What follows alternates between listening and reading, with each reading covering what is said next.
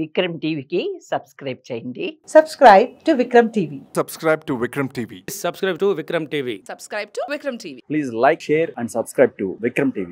Sir X prime minister Manmohan Singh ఇవాళ మనం వదిలేసి వెళ్ళిపోవడం జరిగింది. చాలా బాధాకరం. మంచి మినిస్టర్, మంచి పనులు చేశారు అండ్ మంచి ఒక బ్రాండ్ ని సంపాదించుకున్నారు. మన్మోహన్ సింగ్ అంటే ఒక మంచి లీడర్ అన్న థాట్ అందరికి ఉంది. ఏం చెప్తారు సార్ మన్మోహన్ సింగ్ గురించి చెప్పాలంటే?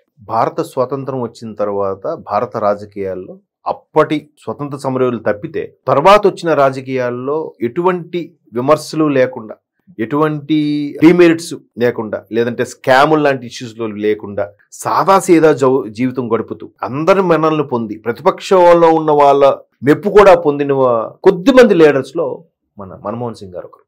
మీరు ఆయన పాత వీడియోస్ అవి అబ్జర్వ్ చేస్తే, అంటే 2004లో ప్రధానమంత్రి అయ్యారు, 2014 వరకు ఉన్నారు. అప్పటికే 72 ఏళ్ళు, ఇప్పుడు 92 అంటే. సో ఆ 72 ఏళ్లకు ప్రధాని అయిన ఆయన బాడీ లాంగ్వేజ్ లో కానీ, ఆయన డ్రెస్సింగ్ స్టైల్లో కానీ, ఆయన నడవడిక కానీ, వినమ్రత కానీ దేంట్లో కూడా తేడా ఉండేది. ఒక ప్రొఫెసర్ గా చేశాడు, తర్వాత ఆర్థికవేత్త, ఆర్బీఐ గవర్నర్ గా కూడా చేశారు. 6 సార్లు హైయెస్ట్, నాకు తెలిసి ఎక్కువ సార్లు రాజ్యసభకి ఎన్నికైన తీసుకున్న వ్యక్తి కూడా ఆయనే. ఈవెన్ ప్రధానమంత్రిగా కూడా రాజ్యసభ ఎంపీగా ప్రధానమంత్రి అయినట్టుగా నాకు గుర్తు. సో అటువంటి మన్మోహన్ సింగ్ అని చెప్పగానే ఫస్ట్ అందరికి గుర్తొచ్చేవి ఆర్థిక సంస్కరణలు. ఎట్లాంటి ఆర్థిక సంస్కరణలు అంటే 92 ద బిగ్గెస్ట్ స్కామ్ అని వెబ్ సిరీస్ కూడా వచ్చింది, చూసే ఉంటారు. అంటే 92లో భారత యొక్క ఆర్థిక వ్యవస్థ ఇలా షేక్ అయ్యింది బికాస్ ఆఫ్ హర్షద్ మెహతా. హర్షద్ మెహతా అనే వ్యక్తి ఆ షేర్ మార్కెట్ ని ఒక స్కామ్, అప్పట్లో 6,000 కోట్లు ఎంతో అంట. 6,000 కోట్ల స్కామ్ అంటే ఊహించుకోండి ఒకసారి. అప్పట్లో ₹1,00,00,000 ఉన్నోడే తోపు 92లో. అలాంటిది 6,000 కోట్ల రూపాయల స్కామ్ బయటపడి హర్షద్ మెహతా లాంటి వాళ్ళు స్కామ్ లో బయటపడిన తర్వాత ఒక్కసారికి బ్యాంక్, ఆయనతో అన్ని బ్యాంకులకి లింకులు ఉన్నాయి. రీసెంట్ గా మనం లక్కీ భాస్కర్ అనే సినిమా వచ్చింది, చూసారు? అందరూ చూస్తే మీకు క్లియర్ గా అర్థమైపోతుంది. అంటే ఆ హర్షద్ మెహతా గారితో ఎన్ని బ్యాంకులు, ఎన్ని ప్రైవేట్ బ్యాంకులు లింకులు ఉన్నాయి, అందులో బ్యాంకులో పనిచేసే ఉన్నత స్థానంలో వైస్ ప్రెసిడెంట్ స్థాయిలో ఉన్న ఎంతమంది ఈ స్కామ్ లో ఇన్వాల్వ్ అయ్యాడో మీకు అర్థమవుతుంది. సో అట్లాంటిది మరి ఎంత కుదేలైపోయింది ఆర్థిక వ్యవస్థ. అప్పటికి సరిగ్గా ప్రధానమంత్రి పివి నరసింహారావు, ఆయన టైంలో ఆర్థిక మంత్రిగా మన్మోహన్ సింగ్ గారు ఉన్నారు. అప్పుడు ఆయన చేసిన సంస్కరణలు, ఆయన చూసి ముందు చూపుతో చేసిన కొన్ని యొక్క పథకాలు, ఇప్పుడు ఉపాధి హామీ కానీ, విద్యా హక్కు చట్టం కానీ. బట్ ప్రధానమంత్రి అయిన తర్వాత నాకు బాగా నచ్చిన చట్టం ఏంటంటే సమాచార హక్కు చట్టం, రైట్ టు ఇన్ఫర్మేషన్. ఎక్సలెంట్. అది అంటే ఒక సామాన్యుడు కూడా భారతదేశం మొత్తం మీద ఎక్కడ ఏది జరిగినా, ఏం జరిగింది, దాని గురించి ఇన్ఫర్మేషన్ ఏంటి తెలుసుకోవాలనుకుని మనం ఒక చలానా తీస్తే ₹125, ₹120 పోస్టల్లో చలానా పెట్టి తీస్తే డిపార్ట్మెంట్ కి సంబంధించి అయినా మనకి ఇన్ఫర్మేషన్ వచ్చేస్తుంది.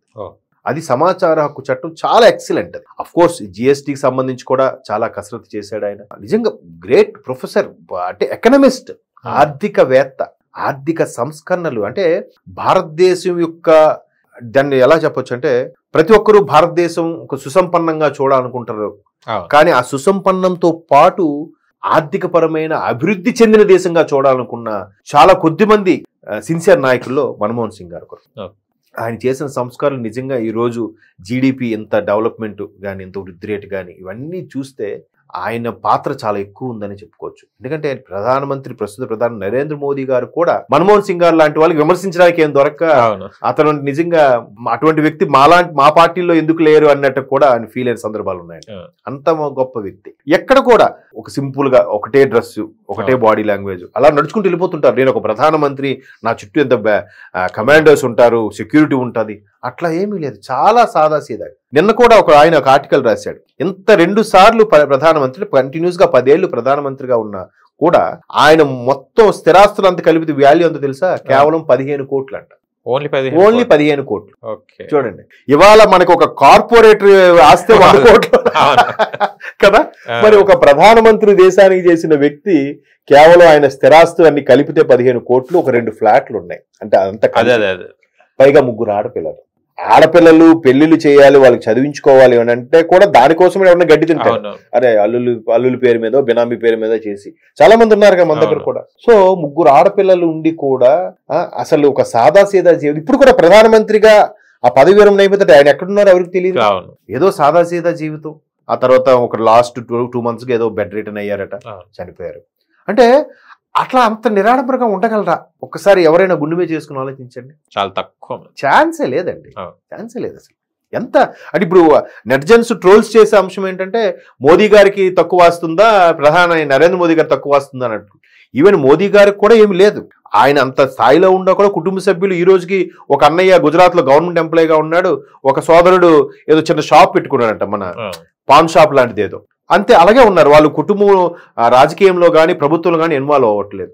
పోనీ మోదీ గారికి భార్య పిల్లలు ఎవరు లేరు కాబట్టి, బ్రహ్మచారి కాబట్టి ఆయనకి ఏమీ లేదన్న యాక్సెప్టెన్స్. ఈయనకి భార్య పిల్లలు అంత కుటుంబం అన్నీ ఉన్నా కూడా అంత నిరాడంబరంగా ఒక్క స్కామ్ ఎలిగేషన్లు కూడా లేకుండా పాసిబుల్ అండి ఈ రోజుల్లో. సో అటువంటి వాళ్ళు నిజంగా మనం స్మరించుకోవాలి, వాళ్ళని ఆదర్శంగా తీసుకోవాలి. బట్ ఇవి కూడా నేను చెప్తున్నాను కానీ ఆన్ స్క్రీన్ లో చెప్పడానికే తప్ప ఎవరు ఆచరించ సాధ్యం కానివి కదా. లెక్చరర్ నుంచి ఒక ప్రొఫెసర్ స్థాయి నుంచి వెళ్ళి గాంధీ కుటుంబానికి అత్యంత విధేయుడిగా ఉండడం. ఇప్పుడు అప్పట్లో 2004లో అంత మెజార్టీ యూపీఏ గవర్నమెంట్కి వచ్చినప్పుడు సోనియా గాంధీ ప్రధానమంత్రి అన్నారు.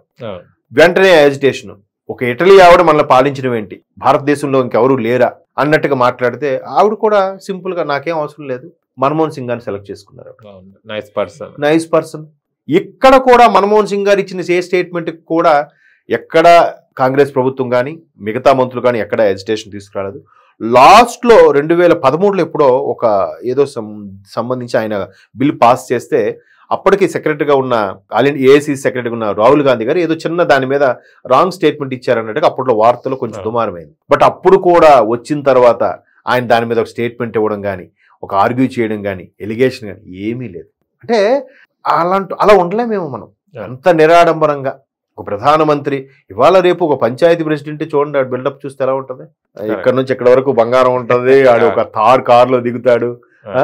అట్లాంటి ప్రధానమంత్రి అంటే చిన్న విషయమా? భారత ప్రథమ పౌరుడు రాష్ట్రపతి అయినప్పటికీ అత్యున్నత పదవి ప్రధానమంత్రే కదండి, మించింది లేదు. బట్ ఎలాగా ఉండగలుగుతారు అంత సాదా సీదాగా? పైగా ఎంత మేధావి, ఎన్ని సంస్కరణలు చేశారు, దేశం కోసం ఎంత పాటుపడ్డాడు. అంటే ఒక లైఫ్ సాక్రిఫైస్. 72 ఏళ్ళ వయసులో నాకెందుకులే రామకృష్ణ నువ్వు కూర్చోవచ్చు కదా. కాంగ్రెస్ పార్టీ చెప్పింది, సోనియా గాంధీ కుటుంబం నాకు ఇట్లా చెప్పింది కాబట్టి ఏదో ఒకటి చెయ్యాలి. ఆయన అందుకే మేధావుల మౌనం దేశానికి ప్రమాదకరం అన్నారు. సో ఆయన చాలా మేధావి, మౌనంగా ఉంటాడు. బట్ ఆయన పనుల్లో చూపించాడు ఎన్ని. ఈవెన్ మొన్న డిమానిటైజేషన్ గురించి కూడా అప్పుడు ఆయన అన్నాడు, డిమానిటైజేషన్ మంచి డెసిషనే కానీ మొత్తం బ్లాక్ మనీగానే ఉందని పరిగణించడం కరెక్ట్ కాదని కూడా ఆయన చెప్పాడు. అంటే వాళ్ళు దూరదృష్టి రాజనీతిజ్ఞులండి. ఈ రోజు రూపాయి విలువలుగా ఉంది, రేపు అలా మారుతుంది, ఎలా అవుతుందా అంటే మనం దీన్ని ఏం చేయాలి? రూపాయి వాల్యూ నిలబెట్టాలి అంటే, ప్రపంచ స్థాయిలో భారతదేశం ఒక స్థాయిలో నిలబడాలంటే ఏం చేయాలి? దానికి సంబంధించిన ఆర్థిక సంస్కరణలు ఏమి చేస్తే అవుతుంది? బ్యాంకులకు కూడా ఎన్ని సంస్కరణలు చేశాడు ఆయన. అంటే ఒక బీకామ్ సబ్జెక్టు, ఎకనామిక్స్ సబ్జెక్ట్ ఉన్న వాళ్ళైతే ఇంకా బాగా చెప్పగలుగుతారు. నేను ఆ సబ్జెక్ట్ సైన్స్ వాడిగా నాకు అంతగా తెలీదు. వాళ్ళు చెప్పిన దాంట్లో చూస్తే అబ్బా ఎంత ముందు చూపుతో ఎంత బాగా ఆలోచించాడా మన్మోహన్ సింగ్. నిజంగా ఆ పేరు అందుకే ఎప్పటికైనా సరే మన్మోహన్ సింగ్ కానీ, ఒక వాజ్పేయి గారు, ఒక అబ్దుల్ కలాం గారు, ఇటువంటి వ్యక్తులు లైఫ్స్ ఆన్. వాళ్ళు లేరు అని అనుకోలేము. వాళ్ళు ఆయన చేసిన సంస్కరణల ద్వారా మన మధ్య ఎప్పుడు బతికే ఉంటారని నా అభిప్రాయం. జోహార్ Manmohan Singh. Thank you so much sir. Thank you. చూశారు కదా ఫ్రెండ్స్, మీకు గనక మా వీడియో నచ్చి లైక్ చేయండి, షేర్ చేయండి, కామెంట్ చేయండి, సబ్స్క్రైబ్ ఛానల్ గంట సింబల్ టంగున కొట్టండి. నేను మీ యాంకర్ పప్పు. Bye bye.